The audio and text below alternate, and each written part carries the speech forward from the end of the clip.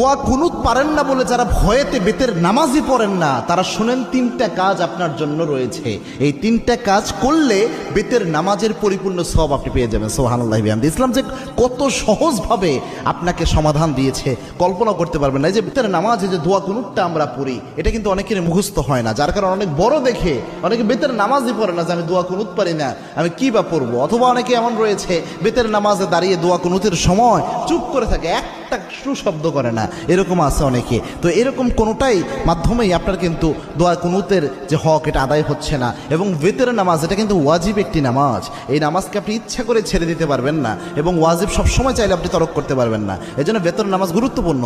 এবং কি আল্লাহর হাবিব সাল্লাল্লাহু আলাইহি ওয়াসাল্লাম বলতেন, ইন্নাল্লাহা বিতরুন ইউহিব্বুল বিতরা, আল্লাহ রাব্বুল আলামিন নিজে বেজরকে আল্লাহ রাব্বুল আলামিন নিজে ভালোবাসেন। সুবহানাল্লাহ। এবং আল্লাহর হাবিব সাল্লাল্লাহু আলাইহি ওয়াসাল্লাম সফর অবস্থায়ও প্রায় সময় চেষ্টা করতেন বেতের